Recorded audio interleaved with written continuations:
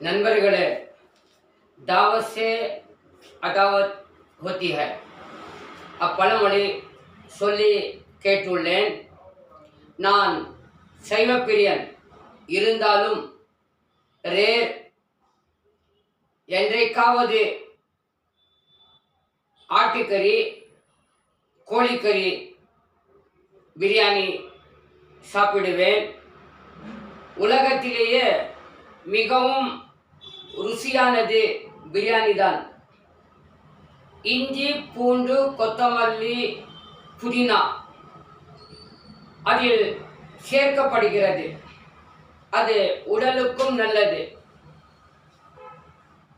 ஆம்பூரிலே புகழ்பெற்ற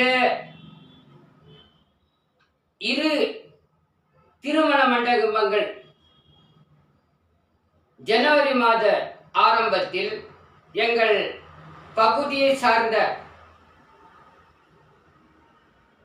அவரின் மகனின் திருமணம் நான் எனது தாயாரின் வீட்டில் தரையில் தூங்கிக் கொண்டிருந்த போது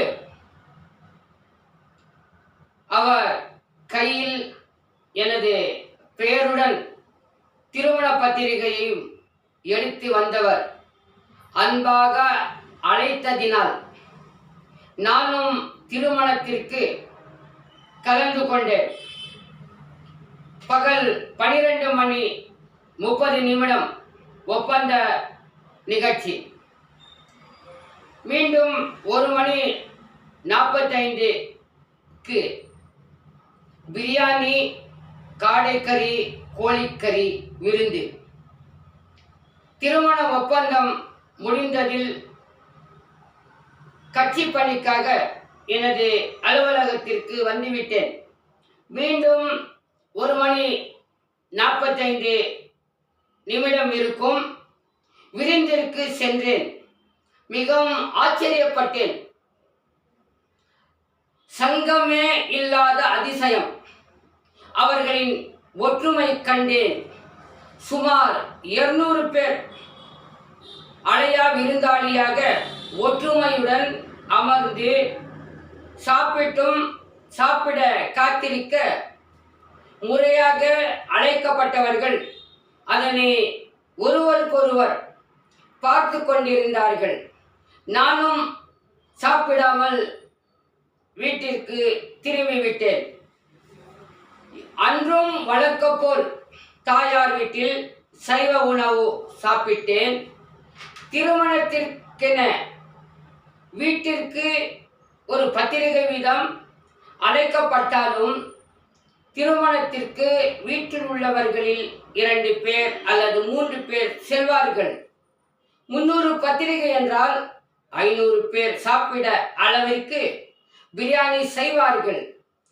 அழையா விருந்தினருக்கு 50 பேருக்கும் கூடுதல் சமைப்பார்கள்.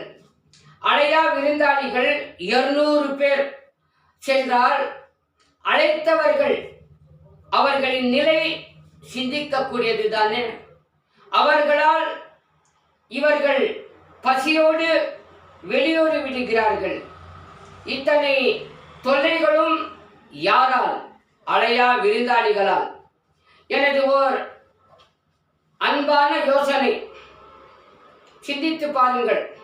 திருமண பத்திரிகையுடன் அடையாள அட்டை பேட்ஜ் கொடுத்து விட்டால் அதனை கழுத்தில் அணிந்து வந்தால் அழைக்கப்பட்டவர்கள் சாப்பிட்டு நிம்மதியாக செல்வார்கள். நன்றி.